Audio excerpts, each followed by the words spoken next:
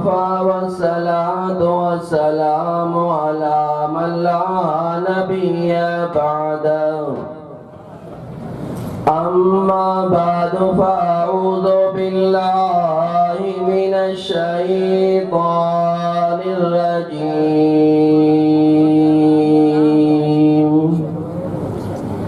बिस्मिल्लाहिर रहमानिर रहीम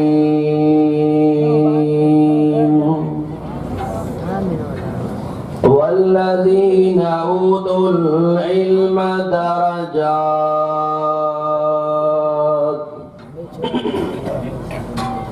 फ़क़द क़ाल नबी सल्लल्लाहु अलैहि वसल्लम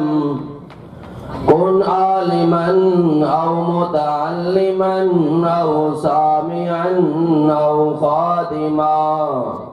वफ़ी रिवायतिन औ मुहिब्बा वला तकुन खामिसा हुवल अव्वल वल आखिर वल ज़ाहिर वल बातिन व हुवा बिकुल्लि शैइन अलीम रब्बि इश्रह ली सदरी व यस्सिर ली अमरी वहलुल उक़दतम मिन लिसानी यफ़क़हू क़ौली रब्बि ज़िदनी इल्मा वक़ाल अल्लाहु तबारक व तआला फ़ी शानि हबीबी सल्लल्लाहु अलैहि वसल्लम इन्नल्लाह व मलाइकतहु युसल्लूना अलन नबी या अय्युहल्लज़ीना आमनू सल्लू अलैहि व सल्लिमू तस्लीमा। दिल जी गारा इंसान सोने दिल बर मिठड़े मोहम्मद अरबी पाक सल्लल्लाहु अलैहि वसल्लम जी मथा बावा जे बुलंद रोशन अल्लाहुम्मा सल्ली अला मुहम्मद व अला आलि मुहम्मद कमा सल्लैता अला इब्राहीम व अला आलि इब्राहीम इन्नका हमीदुम मजीद अल्लाहुम्मा बारिक अला मुहम्मद व अला आलि मुहम्मद कमा बारकता अला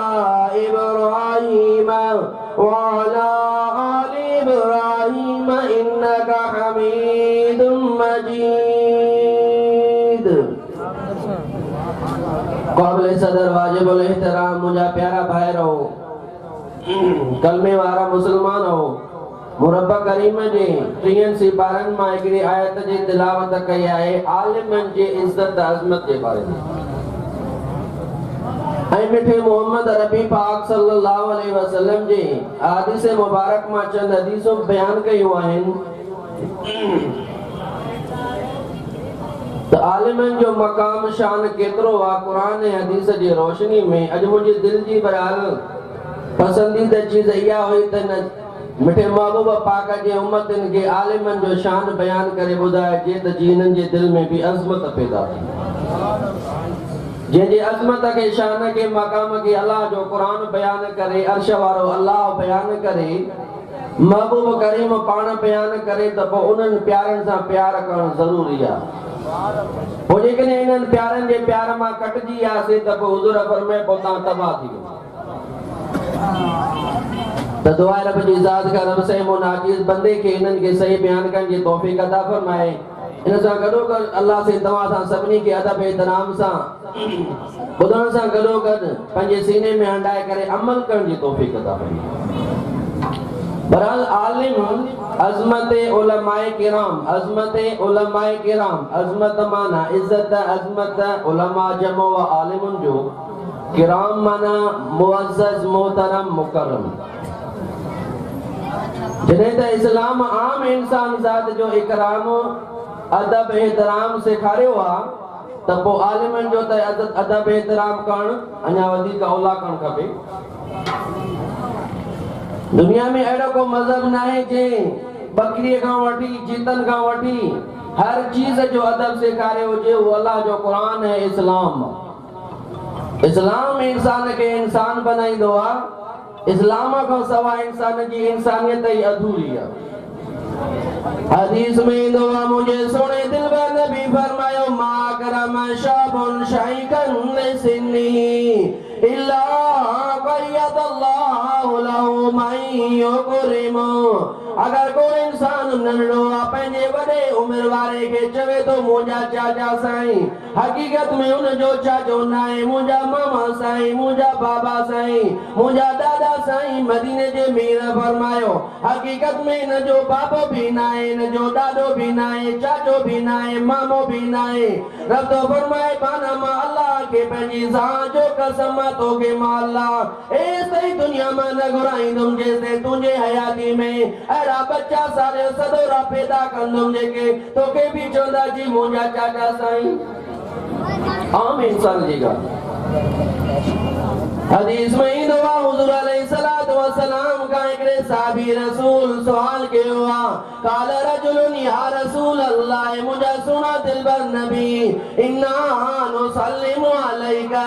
से असां तव्हांखे सलाम कंदा आहियूं अस्सलामु अलैकुम व रहमतुल्लाहि व बरकातुहू। मुंहिंजा सुहिणा दिलबर नबी कमा युसल्लिमुना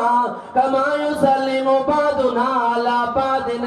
सही त सलाम असां आम हिक ॿिए खे कंदा पिया आहियूं। मुंहिंजा सुहिणा दिलबर नबी भला को अहिड़ो अमल असां कयो जेको तव्हांजे लाइ अदब इहतराम में ख़ासि हुजे। मदीने जे मीर फरमायो साहबी फरमायो सैया भला नसजुदु लक से भला तव्हांजे अदब में असां झुकी करे सजदो न कयूं। अल्लाह जे नबी फरमायो ला यंबगी अहदुन अन युसजद मिन दूनिल्लाह। मुंहिंजा प्यारा शागिर्द खुदा जी ज़ात जो कसम अल्लाह का सवा केर जे अॻियां सजदे में झुकण जाइज़ ई कोन्हे को। पोइ मोहम्मद करीम जो तव्हां अहिड़ो अदब न कजो जंहिंजे करे उन जी मुशाबित शिरक सां थी वञे जो तव्हां नाकामी में हलिया वञो। ॻाल्हि सम्झ में आई? छोकी दुनिया जा के वीचारा इंसान पंहिंजे वॾनि खां वटि ईअं अदब कंदा अचनि था त साईं असां पंहिंजे माउ पीउ जे पेरें पवंदा आहियूं सजदा कंदा आहियूं पोइ तव्हां पाण चवंदा हदीसनि में त ॿिए मां जो अदब कयो पर हिन हदीस में मिठे मोहम्मद सराहतन फरमायो त अदब न हिनजो न आहे त सिर्फ़ु तव्हां पेरनि में सजदे वांगुरु किरी पओ। से भला पोइ इज़त कयूं त कीअं कयूं? मुंहिंजे सुहिणे साईं फरमायो सुहिणनि जे सरदार नबियनि जे सरदार साकीए को शाफी माशा रहमतुल लिल आलमीन फरमाइनि बा पुट अकरिमो नबियकुम पंहिंजे नबियनि जी इज़त कंदा कयो। इज़त करण जी असुल चीज़ अथव दिल। असुल चीज़ आहे दिल। अकरिमो नबियकुम पंहिंजे नबियनि जी इज़त कंदा कयो। वारिफुल हक़ लियाली इज़त वारनि खे इज़त ॾींदा कयो। अंज़िलुन नस मनाज़िलहुम जंहिंजी जेतिरी इज़त अल्लाह कई आहे तंहिंखे एतिरी इज़त ॾींदा कयो पिया। अल्लाह जे नबी फरमायो अकरिमो उलमाकुम पंहिंजे आलिमनि जी इज़त कंदा कयो। हाणे इन हदीस में ईअं न आहे लिखियल उहो आलिम जिंदगीअ तां लथल हुजे पाकनि धोतल साफ़ हुजे पियो छो त मूं दुनिया खे चवंदो आहे ख़ुदा जी ज़ात जो कसम आहे मदीने जे मीर जी तालीम आहे मदीने जे मीर जी तरबियत आहे मदीने जे मीर जो अदब एहतराम सेखारण लाजवाब आहे जंहिंजो उस्ताद ख़ुद अल्लाह हुआ अर रहमान अल्लमल कुरान खलकल इंसान रहमान बाजारो आहे ये सेखारियो कुरान अदब एहतराम मिठे मोहम्मद नबी पाक खे। गाड़ियां तो सुबह नबी से फरमायो दीन कुल्लु अदबुन दीन सजो नालो अदब जो थव नमाज़ूं पढ़ो लखे हज कयो उमरा कयो पर बेअदब हो त समझो अल्लाह वटि जी काई कीमत न आहे। अल्लाह जे नबी फरमायो त अदबनी रब्बी फासन तादीबी। दुनिया वारनि खे चइबो आहे साईं ॾिसो फलाणो आलिम सगोरो फलाणो शागिर्द क़ुरान जो कारी साहब वाह जो उनजो उस्ताद कारी फकीरुल्लाह साहब सब चोर वहाँ जो उन जा उस्ताद हुया पर ॿुधायो त सही जंहिंजो उस्ताद अर्श वारो अल्लाह हुजे उन जो केॾो अदब हूंदो। मुंहिंजे साईं फरमायो अल्लाह करीम मां मोहम्मद करीम खे एॾो अदब सेखारियो, एॾो अदब सेखारियो, एॾो अदब सेखारियो। दुनिया जा समंदर गॾायो उन्हनि जे मिसल बि अदब थोरो आहे पर इन खां वधीक अल्लाह पंहिंजे महबूब मोहम्मद करीम खे अदब सेखारियो। तंहिंजे करे नबी से फरमायो त अदबू दुनिया में अदीब थी जिंदगी गुजारियो। बादब बदनसीब थव, बेअदब बेनसीब थव। अल्लाह जे नबी फरमायो बोइस्तोलियो तमिम मकारिम अखलाक अल्लाह मोहम्मद अरबी के कायनात में मोकिलियो ता त अखलाक जी इमारत के कामिल बनाए चा। तंहिंजे करे मुंहिंजे साईं फरमायो अकरिमू उलमाकुम पंहिंजे आलिम जी इज्जत कंदा कयो। तोड़े के तव्हांजे घर जा हुजनि, तोड़े के तव्हांजा भाटिया हुजनि, तोड़े के तव्हांजा भाणेजा हुजनि, तोड़े के तव्हांजे क़ौम जा हुजनि, तोड़े के त तोड़े के ॿी क़ौम जा हुजनि। हाणे इन हदीस में नाहे लिखियल त उहो आलिम धोतल पोतल साफ़ हुजे, हरे बखां पाक हुजे त पोइ तव्हां उनजी इज़त कयो। अगरि के आलिम में ज़रे बराबर का कमी हुजे त तव्हां उनखे दुनिया में खुआर कंदा वठो। सदको वञा महबूबे काइनात जे मथां ख़ुदा जी ज़ात जो कसम जेके मुंहिंजे सोणे महबूब जे फरमान ते लगंदा कम जे में अल्लाह इन्हनि इंसाननि खे आलिमनि सां गॾाए करे जन्नतुल फिरदौस नसीब फरमाईंदो। साईं भला पोइ आलिमनि जी इज़त कंदासीं असांखे मिलंदो छा? मुंहिंजे सोने साईं फरमायो अकरिमू अकरम युकरिमु इकरामन। इज़त करण जी माना वा इकराम मुस्लिम जी माना भी इज़त करनी आहे। अल्लाह कुरान में इंसान जी इज़त जे लाइ लफ़्ज़ बयान किया वलक़द करमना बनी आदम। असां अशरफुल मखलूकात जो ताज इज़त जो एहतराम जो असां इंसान ज़ात के ॾिनोसीं। वहमलनाहुम फिल बर्रि वल बहरि बर में सफ़र जो बंदोबस्त असां इंसाननि जे लाइ कयोसीं। वरज़क़नाहुम मिनत तय्यिबात भले में भला खाधा मां अल्लाह इंसान खे खाराया। हाणी केॾी सुहिणी आहे शहज़ादी आहे लेकिन खाईंदी गाहु शींहुं केॾो पहलवान आहे पर खाईंदो कचो गोश्त। दुनिया में पखी केॾा सुहिणा आहिनि लेकिन खाईंदा पिया दाणा ऐं जीत। फरमाए बंदा मां अल्लाह तुंहिंजे खाराइण जो बंदोबस्त कयो। एक हदीस कुर्सी दिया रब तो फरमाए जाल तो लगा करारन फी बदने उम्मिका पाना अल्लाह संगला तसई तुझे माजे पेट में तुझे राश जो कमरों के तैयार क्यों उधर के क्यों अल्लाह उनका बाद में तुझे अंदर अम्मा जे पेट में तुझो बंदोबस्त के क्यों तो के रायण जो अंदर कमरे जो तुझे रायण जो बंदोबस्त के क्यों क्यों तो फरमाए तुझी अम्मा जे पेट में बंदोबस्त भी मां अल्लाह के तुझे रायण जे लाइ उनका बाद में तो के मां साइड कयो ले अल्लाह तजुर्रका ता त तुझे जिस्म में पंहिंजी अम्मा जी बराल हुआ जेका नाली हूंदी आहे न हिकिड़ी पेशाब जी बि बराल नापाकी वारी मथां उहा तुंहिंजे जिस्म में मिली वञे तंहिंजे करे मां अल्लाह बर्दाश्त न थो कयां। वअल्लमतुका जुलूसन फी बतनि उम्मिका तोखे पंहिंजे अम्मा जे पेट में अंदर लुॾण फुॾण के सेखारियो ॿुधा त सही अल्लाह। फलम्मा अंतमत मुद्दत अशहुरिका जॾहिं अम्मा जे पेट में तुंहिंजे रहण जा टाइम वक़्त पूरा थी विया पोइ बाप फरमाए त मां रब करीम उहीत इला मलकिल मुवक्कल बिल अरहाम मां अल्लाह फरिश्ते खे मोकिलियो फअखरजक ला रिशतिन मिन जनाही फरिश्ते तोखे ॿई पर ॾिना मथां तुंहिंजे जिस्म खे मेटो अची वञे मोड़ो अची वञे मां अल्लाह तुंहिंजे जिस्म खे मेटो ॾियणु बर्दाश्त न पोइ कयां। जॾहिं तूं ॿाहिरि ईंदो वए लाल का सिन्नुन ताता तोखे ॾंद कोन हुया मानी चबारे कीअं सघे वलाल का यदुन तबतिश तोखे हथनि में ताक़त कोन हुई गिराव पटे कीअं खाई सघे वलाल का रिजलुन तमशी पेरनि में ताक़त कोन हुई घुमी कीअं सघे औदातुल्ला का इरकाइन रकीकाइन यूं बिहान लका लबनन खालिसा दाफियन फी शिताए व बारिजन फी सैफे मां तुंहिंजी अम्मा जे पेस्ताननि में खीर जो बंदोबस्त कयो सियारे में गरम आ उन्हारे में थधो आ फालिया को दिरो ला ज़ालिका दुन गैरी बना खुदा त सही मोजड़ो कुर्बतो सा को करे तो सके फलम्मा दारातनी वकबिता वशतादतुका बारस्तनी बिल मासी। बंदा जने तुझे जान में थोड़ी ताकत ईंदी वई, थोड़ो वडो थींदो वई, तोखे जवानी जा नशा ऐं खाब तुझे जिस्म ते सवार थींदा विया, पोइ मां अल्लाह सां बेहई करण जे लाइ तयार थी वियुसि। अखियुनि सां हराम ॾिसण शुरू कई, मुंहिंजो हया छॾे ॾिनई। कननि सां हराम ॿुधण शुरू कई, मुंहिंजो हया छॾे ॾिनई। हथनि सां ज़ुल्म करण शुरू कई, मुंहिंजो हया छॾे ॾिनई। पेरनि सां तकबुर करण शुरू कई, मुंहिंजो हया छॾे ॾिनई। ओ बाना कुझु त मुंहिंजे लाइ ॻाल्हि, जंहिंजो खाइबो आहे तंहिंजो ॻाइबो आहे। त मूं हदीस पढ़ी, मदीने जे मीर फरमायो, अकरिमू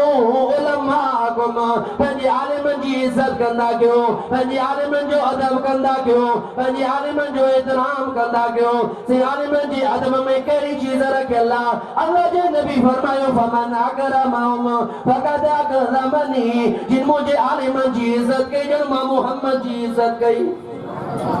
वबा निकिरे था असां खैरपुर में रही आलिमनि जी इज़त अदब एहतराम कयूं, जो रोज़े में अल्लाह मिठे मोहम्मद खे ॿुधाए त तुंहिंजी आलिम जी अॼु फलाणे इंसान इज़त कई आहे, त पोइ ॿुधाए हुज़ूर ख़ुशि थींदो या नाराज़ थींदो?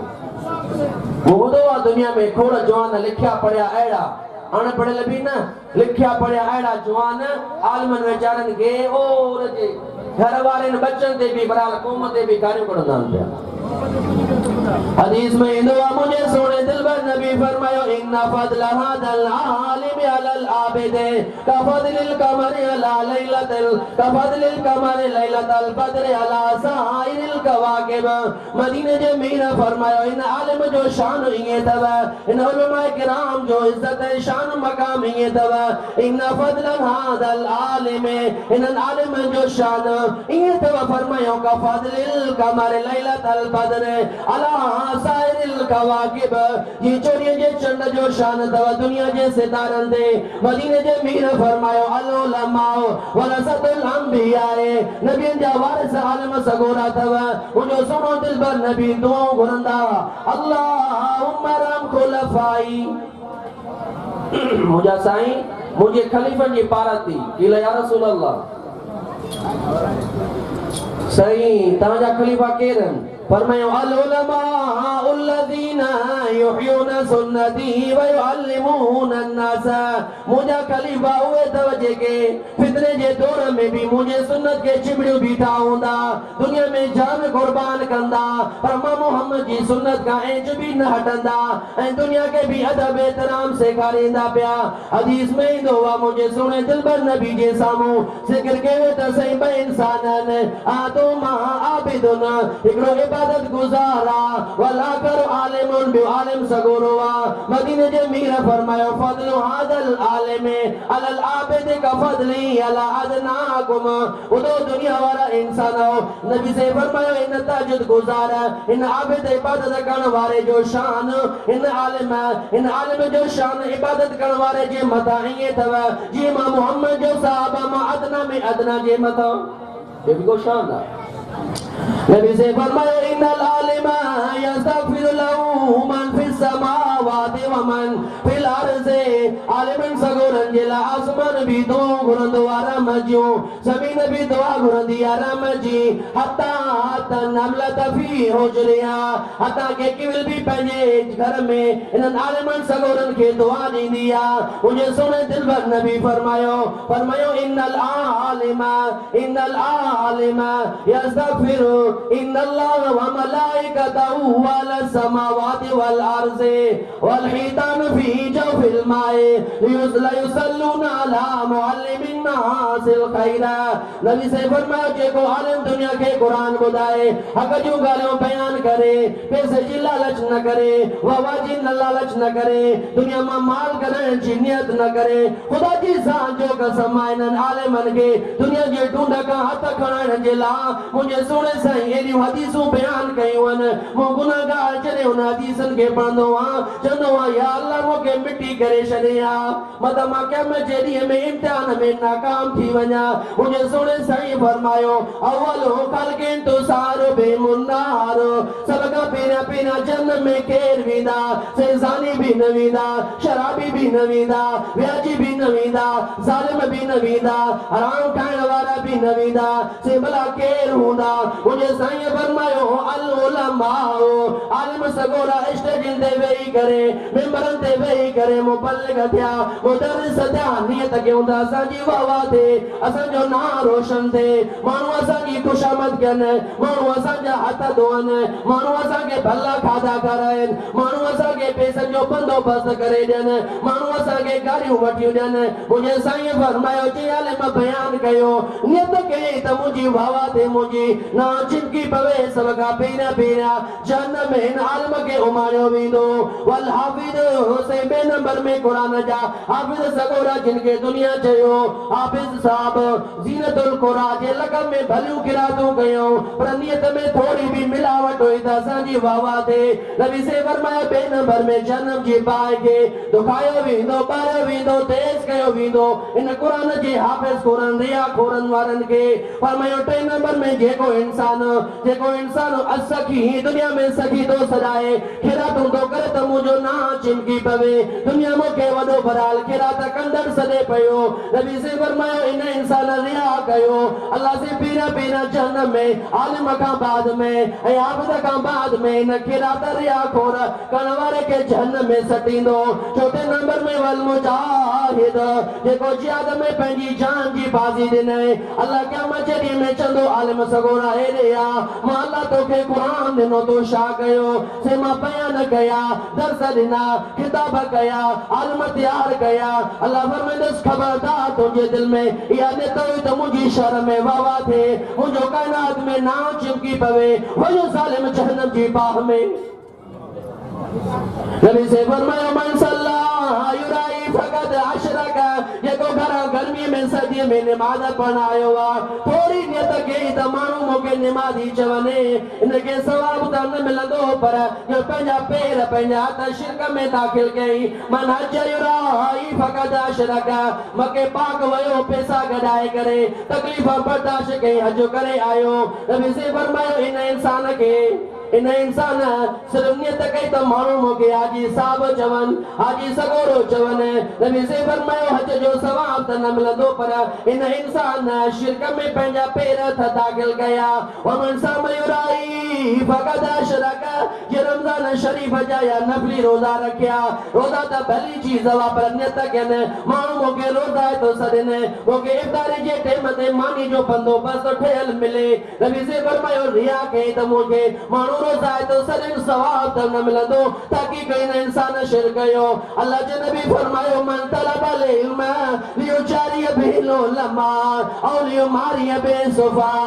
औ यसरिफ बिही वजुह अन्नास इलैहि दखल अल जन्नह जेको आलिम थियो त मां दुनिया जे आलिमनि सां टक्कर खावां दुनिया जे आलिमनि सां मुक़ाबिलो खावां दुनिया जे आलिमनि में पाण खे मुमताज़ लाजवाब लासानी आलिम सॾाया ऐं जाहिलनि सां मुनाज़रा के झेड़ा के बेचारन जाहिलनि के चे तू जटवा तू जाहिला तू मु आलिम सां ॻाल्हाइण जी हक़दारी नाहे फरमायो या माण्हुनि खे पंहिंजे दिलि जो मुरीद करण थो चाहे नबी से फरमायो जंहिंमें टे शयूं हुजनि पहिरें नंबर में आलिम थियो त मां आलिमनि सां टक्कर खावां ऐं जाहिलनि जे मथां ग़लबो हासिल कयां माण्हुनि जे दिलनि खे पंहिंजो मुरीद बनायां नबी से फरमायो अहिड़ा ख़्याल रखंदड़ इंसान आलिम त हूंदो पर दखलल नार सिधो सो जहन्नम जी बाह में वेंदो नबी से फरमायो मन तलबल इल्म मिम्मा युब्तगा बिही वजहुल्लाह ला यतअल्लमु इल्ला लियुसीब बिही अरदम मिन दुनिया लम यजिद फल जन्नह जे इल्म सिखो जे इल्म सां अल्लाह के राज़ी कबो आ बटे मोहम्मद के राज़ी कबो आ कायनात जे इंसाननि खे अल्लाह सां मिलाइबो आ पर हिननि त कई त माण्हू मूंखे आलिम चवनि मुफ्ती चवनि कादी सगोरो चवनि मां माल ठाहिया दुनिया में खुदा जी सां जो कसम जेके अल्लाह सीने में 30 12 देना हिन इंसान के अल्लाह काफर बनाया कलमो न दे करोड़न जो मालिक बनाया इन जी काई भी हैसियत ना है इन अल्लाह हिकिड़े इंसान के कंधी में राया कलमो नसीब करे हा त इन जहिड़ो को खुशहाल न थो थी सघे अल्लाह कुरान में फरमायो कलमे जी इज्जत इस्लाम जी इज्जत के बयान कंदे वलौला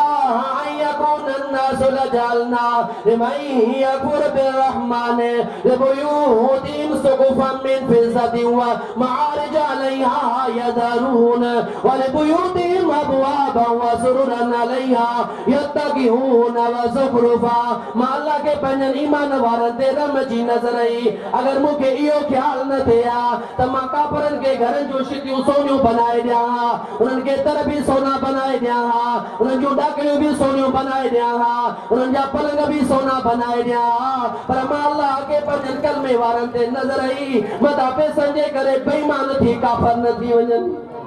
नबी से फरमायो लो कानत दुनिया इंदल्लाह मिस्ल जनाए बाउसतिन अल्लाह वजगने दुनिया जी हैसियत मशर जे पर जेतरी हुजे आ मासका हमीना शरबतन काफिरा त काफर के अल्लाह पानी जो ढुक भी न पियारे आ नबी से फरमाया जे इल्म सिखो ओ इल्म जे सरब के राजी कबो आ पर हिन सिखो त माल ठाया इन के अल्लाह जन्नत जी खुशबू न सिंगाईंदो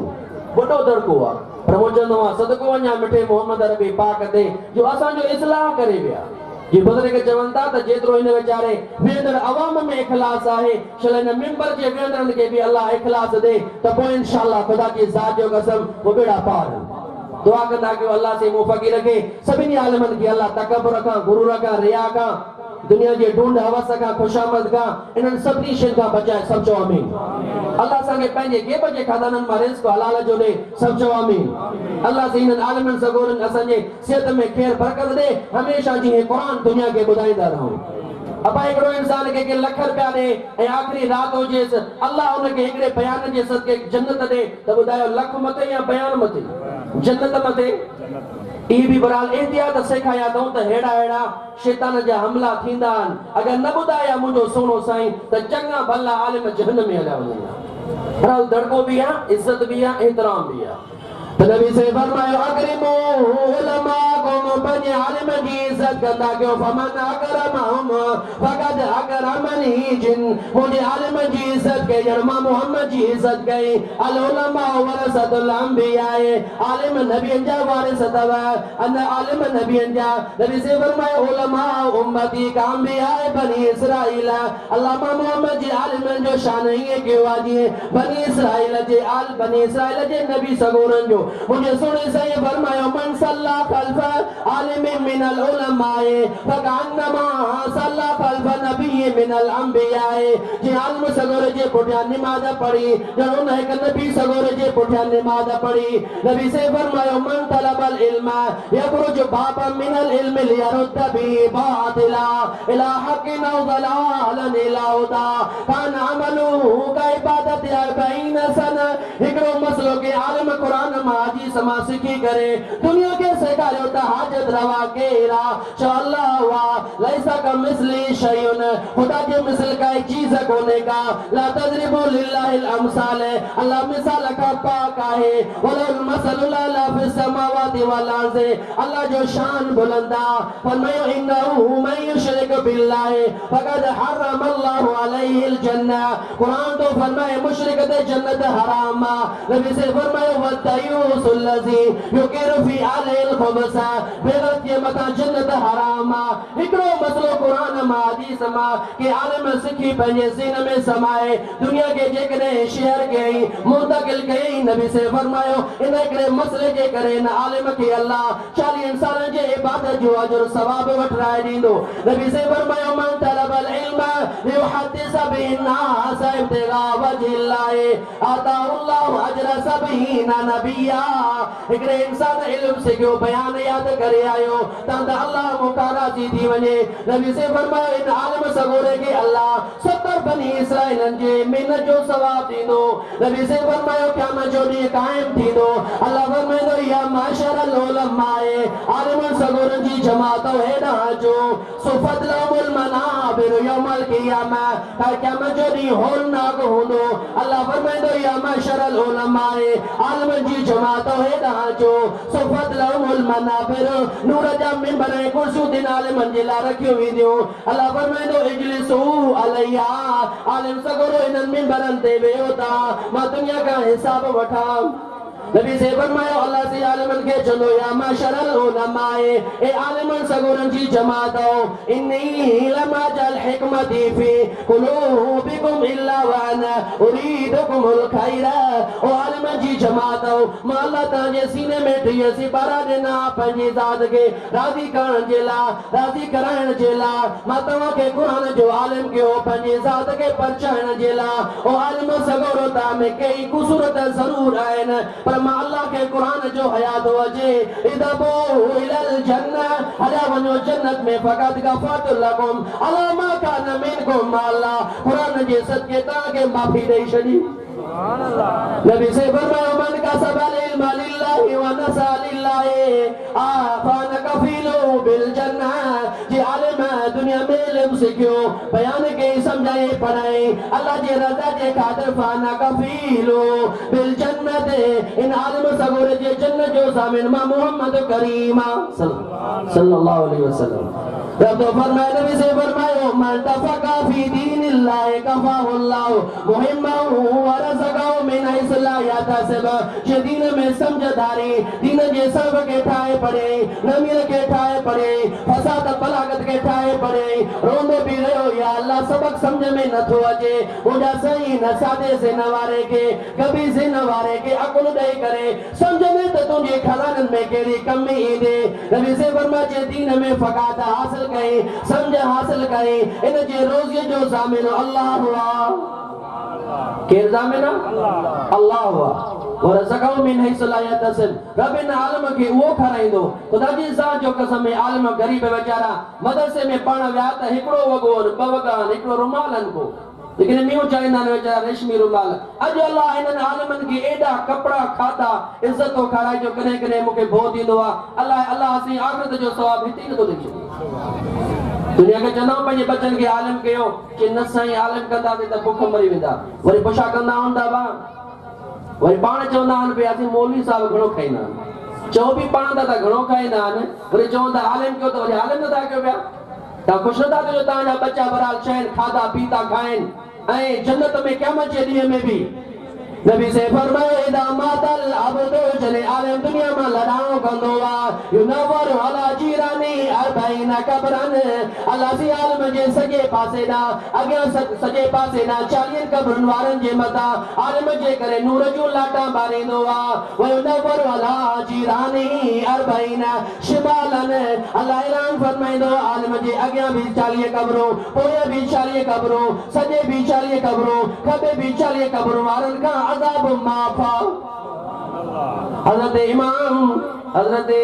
इमाम हसन बसरी रहमतुल्लाह अलैह सब जो रहमतुल्लाह अलैह उनके खिदमत में एक कुरानी आई है साईं मुझी न्याणी दुनिया में वफात करे वैया को वजीफो दियो पंजी न्याणी जो ख्वाब में ज़ियारत कया दीदार कया हुसैन फरमायो त पुट ते भेरा दुरूद शरीफ पढ़ सूरत अल-हश्र जी आखिरी आयत उनके 7 भेरा दोरा उन अम्मा पढ़ी करे सुतिया दिसे त सही ख्वाब में मुझी न्याणी बाहर में आजाद में या चिटा दी करे पई आखिरकार आई साईं मुझी न्याणी जी हालत कैफियत अजीब उनका बाद में अम्मा वही पंजे न्याणी जिला कुरान जा खत्म पढ़े दुरूद पढ़े 3 महीनन का बाद में वापस आई से वरी मुके इजाजत दियो पंजे न्याणी जिला मु कुछ पढ़ा दिसा हाबेली दिसे त सही सागो वजीफो पढ़े दिसे त सही मुजी न्याणी जन्नत में घूमे दी पई ओ शागिर्द अम्मा ओ मुजी न्याणी जिगर जा टुकड़ा तो के बलाए इनाम किए मिलियो चवण लगी अम्मा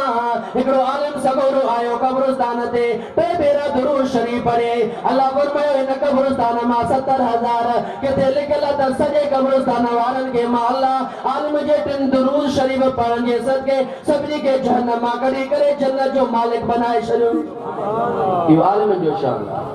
नबी से फरमायो इन्नल आलिम वल मुतअल्लिम इदा अमर अला करियतिन फइन्नल्लाह यरफउल अज़ाबन मकबरत तिलकल करिया जने आलिम है तालिब सगोरो कब्रिस्तान ते यासीन भी न पढ़ंदान सिर्फ सूरत इखलास भी न पढ़ंदान सिर्फ खाली बने ता गुजर करे विंदान अल्लाह से उन आलिम है तालिब के सदके कब्रिस्तान वारन जो 40 ॾींहं अज़ाब टारे छॾींदो हज़रत सी अहमदुल्लाह अलैहि रहमतुल्लाह अलैहि जे मलफूज़ात में मो पढ़ियो लिखे पियो हिकिड़ो शख्स आयो जंहिंसी मां पंजाब जो रागू आं से मूं ॾिठो टांगो हलाईंदो हुअसि ॾिठुमि त सही कब्रिस्तान ते रश लॻी पई आहे पहिरीं ॾिसां त शाहे गोल लॻो पियो आहे वियुसि त चवणु लॻा साईं सुबुह खां वठी क़बर खोटे खोटे बीहूं था पर लटजी थी वञे चओ त इहा काई क़बर आहे से हिकिड़ी खोटी से क़बर पाण में लटजी मिली वई ॿी खोटी से मिली वई टी खोटी से उहा बि मिली वई उन खां बाद में चवणु लॻो त भला ॿुधायो त सही हिन जा हिन जी सूरत मूंखे ॾेखारियो चवणु लॻो त सूरत मालिक चवणु लॻा हिन जी सूरत ॾेखारण जहिड़ी न आहे ॾेखारण जहिड़ी आख़िरकार ज़ोर भरियुमि वञा त उन जी जेका मथो मुंडी न उहा सूर जी लॻी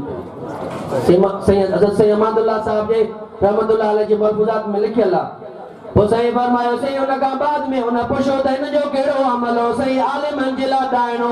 हे आलिमन जो दुश्मन हुयो हे आलिमन सां बुग़्ज़ रखण वारो हुयो जेकॾहिं को वेंदो क़ुरान खे ॿुधण उनखे चवंदो त मौलवी ॾे न वञजा आलिमन ॾे न वञजा इहे पाण बि सही रस्ते ते कोन अथव नबी से फरमायो मन आनल आलिम फक़त आनल इल्म जिन आलिमन जी तोहीन कई बेअदबी कई गुस्ताखी कई उन अल्लाह जे क़ुरान इल्म जी बेअदबी कई मन आनल इल्म जे इल्म जी कुरान जी तोहीन कई फक़त आन नबी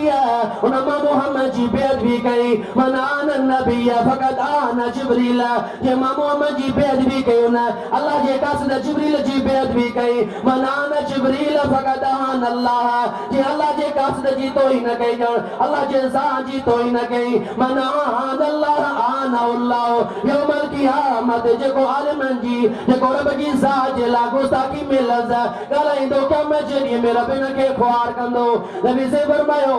बक़द समावात सब वलज़ीन सबा लिआलिमिन इज़ा तलब बिल जुहाल जने आलिमन जे लाइ को इंसान ज़बान इस्तेमाल कंदो आहे आसमान भी रोवंदो आहे ज़मीन भी रोवंदी आहे त या अल्लाह असांखे इजाज़त ॾे त हिनखे छा कयूं हज़फ करे छॾियूं नबी से फरमायो इन्नल आलिम इज़ा मात बका अलैहि तैरु समा वदवा बुलाज वहीदानुल बखूर जिन हिकिड़ो आलिम दुनिया मां लॾाणो कंदो आहे आसमान मछियूं पखी परंदा उन जे लाइ दुआऊं घुरंदा आहिनि रोई करे या अल्लाह हिन जे सदके मथो रहमत जो मींहुं वसंदो हुज़ूर फरमायो अल्लाह रोज़ानो 1000 रहमत जो मींहुं वसाईंदो आहे उन्हनि मां 999 रहमत जा मींहं आलिमन ऐं क़ुरान वारनि जे मथां वसंदा आहिनि मुस्लमाननि जे मथां हिकिड़ो रहमत जो हिसो काफ़िरनि जे मथां बि त जीअं बि खाइनि 10 क़िस्मनि जा इंसान अथव अल्लाह हिन जी दुआ फौरन क़बूल कंदो आहे 10 मां इहे बि अथव फरमाए आलिम सगोरा दुआ रब जी ज़ात खां रब से तव्हां सां सभिनी खे इन्हनि आलिमनि सगोरनि जे अदब एहतराम करण जी अल्लाह से तौफ़ीक़ अता फरमाए वमा अलैना इल्लल बलाग